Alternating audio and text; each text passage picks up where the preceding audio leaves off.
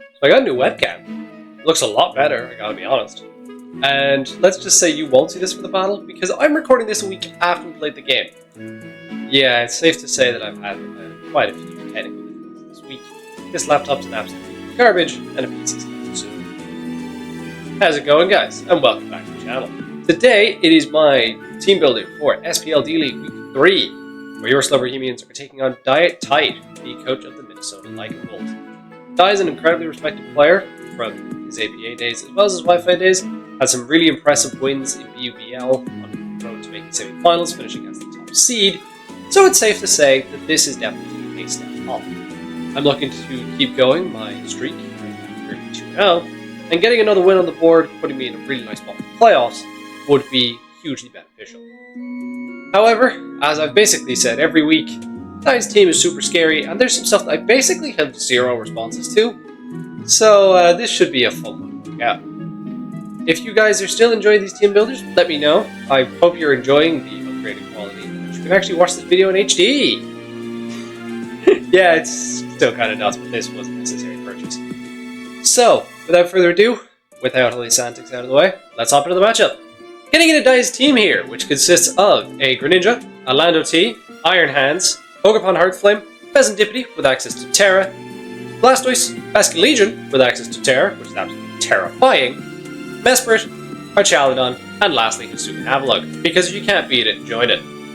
Shout out to Joey, that was nice. But it's safe to say that there's some stuff here that is absolutely, what the hell am I going to do about it? Ogerpon Heartflame I effectively have no switch into, because all my fire resists are water types. And Hornleech is super free on an Alomomola, it can SD for free, SD Trailblaze is super potent, which is going to force really particular prep here. And the other thing is the Baskin Legion. It can kind of just run like Terra Ghost or Terra Fairy, whether that be like in a Scarf setting or like as an Agility endgame Cleaner. So I definitely do have some issues. You combine that with the fact that I kind of have to run Scarf and Escarada to respect Battle Bond Link and Gren, and because of the fact that he has access to both Pheasantipity and Iron Hands as good checks, it puts me in the back burner. The Lando T also would check most Lando Eyes. He has Mesprit, which I imagine if it comes as Covert Cloak here to be able to deal with the Spathra, probably would like Encore, or maybe even Trick Room, just for kind of the having the slow mode to then just be able to bully through it with some of his physical threats. Or he could bring Archaludon, which is also his flying resist, so I imagine that is going to come from Braviary. So otherwise, I could kind of just click Terraflying Bravebird. However, it's not actually the mon that I'm bringing here. I nearly did. But, you know. I don't know what it is with these things. I constantly keep talking about the stuff that I chose not to bring. But let's actually start talking about what I did bring, shall we? Let's off with Jirachi, which I'm probably going to be leading in a lot of cases. Although, kind of as months have gone on, I've actually been leading it less and less just because there's a lot of scary leads in it. But this is my rocker here, and it's safe to say that I kind of do need rocks because of how terrifying that is. Because of the fact that I can kind of just sit there and abuse half my team, I need rocks up ASAP, so it's not just full the entire time. So we're rocking a Custap Berry set here, with a fairly janky set of EVs. It basically means that I live like any hit that I need to, whether that be Ogerpon IV Cudgel, as long as it's not a crit, Lando EQ, I think from Jolly, I don't quite think I live Adamant. I live Life Orb, Grand Dark Pulse, and all those things put me in Custap Berry range so I can get that extra hit off. We are rocking a set here of Stealth Rock, Psychic, Aura Spear, and Calm Mind. Calm Mind is specifically here because if I'm able to Calm Mind on a Basket Legion Agility, it does mean that I live one, can Psychic it for the 2-shot, and then get my Custap Berry to activate. Jirachi has a fairly important role here, especially if we do see mons like the Iron Hands and the Archaludon show up.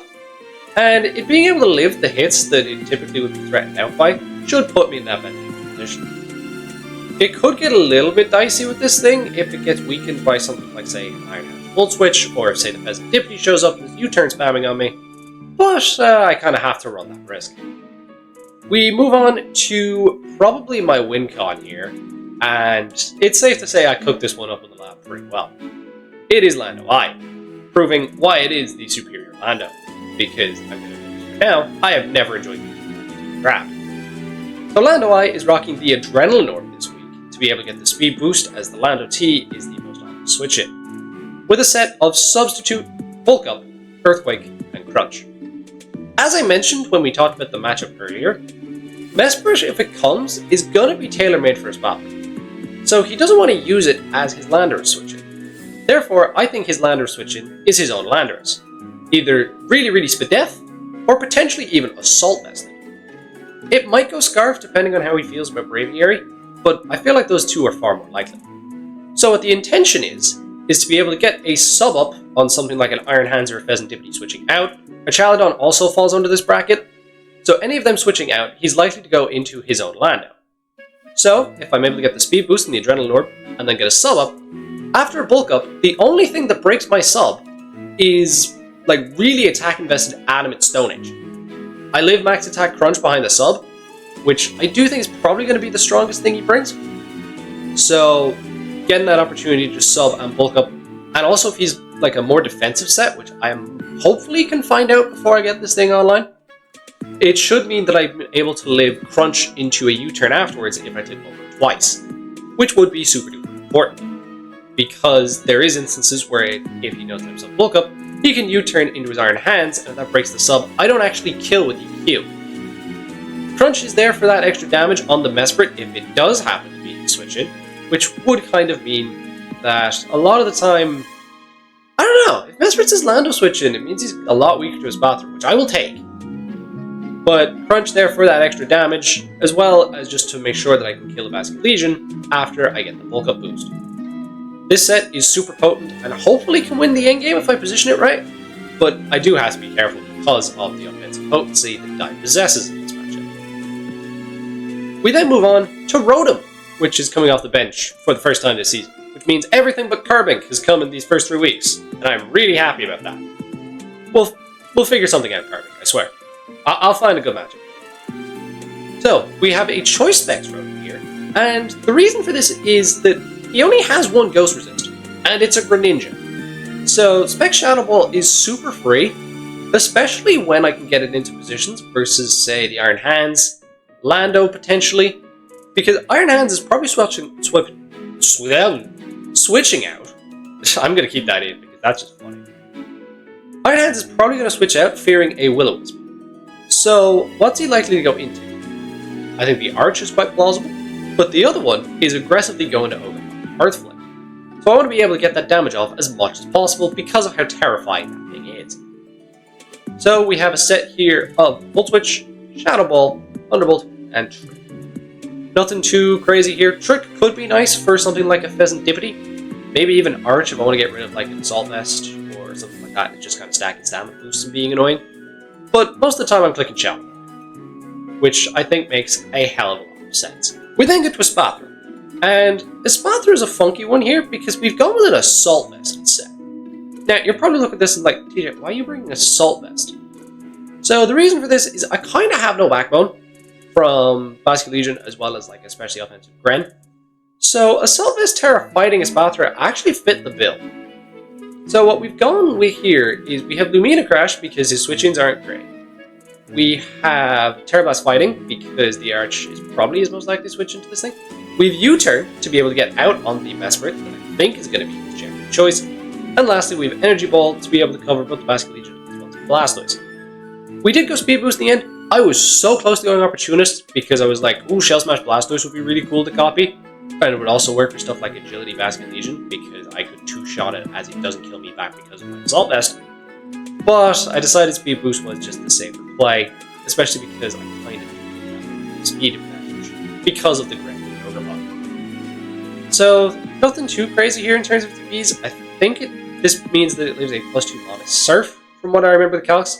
Like I said, they're a little bit out of my brain because I'm recording this a week after we played the game! So, yeah, it's one of those mons that I think is going to force very particular sequences, and I'm going to need to be able to capitalize on that. The Arch is probably the switch-in if there's no Mesprit, and that conjunction with, say, Lando that I might be expecting might force me to kind of not want to click Terra Blast Fighting in a lot of instances that I possibly would. I have to be super aggressive with this thing, and that's just the way the matchup is. And the way the generation is in general. You really do need to be super aggressive. Oh, this camera's weird, so I wonder if that will. This is my first time using it, so like we'll figure it out. This is a far more casual team building view. I'm kind of liking the vibe. So, if you're enjoying this, just do let me know. We then get to Miasco here, and Miasco is rocking Choice Scarf once again, which is super frustrating because I mentioned the draft analysis how I didn't want to run a ton. But when you see a Greninja that has access to Battle Bond, you kind of do need to go down this route. And so, 248 speed, Jolly Nature, and Choice Scarf, just to cover all the bases there. We have a set of U-Turn, Flower Trick, Foul Play, and Actual Trick.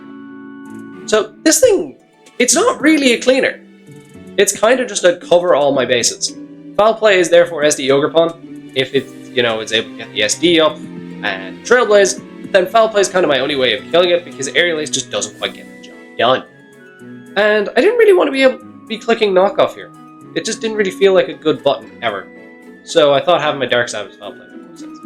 Flower Trick's probably my most spammable thing in the endgame because his grass resists aren't exactly amazing, or the ones that are likely to come are going to get incredibly pressured by my other members.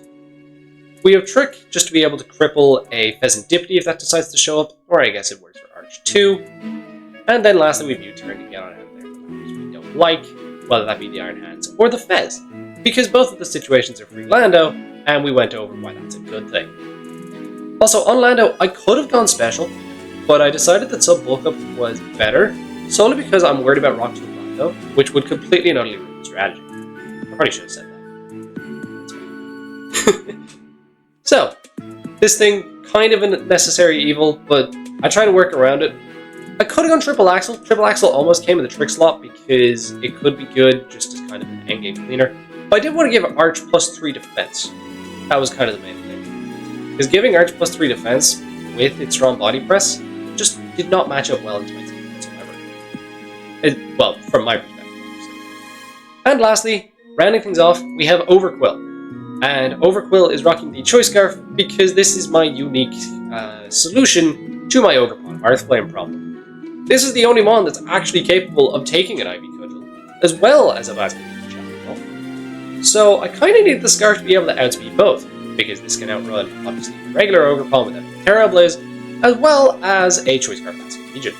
So we've gone with a set of Bar Barrage, because I kind of just wanted the poison spread across his team, especially because I didn't really have safe switch-ins in a lot of instances. So getting that poison, because he has so many safe switch-ins, I thought was quite nice to be able to bring things down. We also have Lash Out, because it's my strongest way of getting through the Lando T, because of the fact that I'm able to Intimidate. And then we have Destiny Bond, because that's probably going to be needed at some point. And lastly, Spikes, because just in case Jirachi's not able to get up hazards, I kind of did want a secondary method. So the speed allows us to outspeed a Basket Legion. The bulk means that we live 2 Ivy Cudgels after 2 rounds of rocks. And yeah, just the rest of the attack, just to be able to get as far as we can. This thing is probably going to die pretty quickly, because I imagine we're going to see one of Ogerpon or Basket Legion come out quite a lot in the early game. So I think it just makes a ton of sense. And that is the team I'm bringing for week 3. Yes, this is a matchup that I kind of needed to and ha over quite a few bits here. But at the same time, I came up with a team that I'm really, really happy with. And I do think I am completely capable of being able to win this game, whether that just be with my offensive pressure from his Path Threat and from Meow, and then just set up the endgame positions for Lando to be able to clean the house. Anyways, guys, I hope you all have enjoyed this team builder. It's a little bit more laid back than usual, but I think that was kind of the vibe that I needed at the minute with all the shit I've been dealing with. So I hope you guys have enjoyed something a little bit different. And yeah, come back tomorrow where you will be seeing the battle to see how everything unfolded. Anyways, guys, I hope you all enjoyed. Catch us tomorrow. Peace.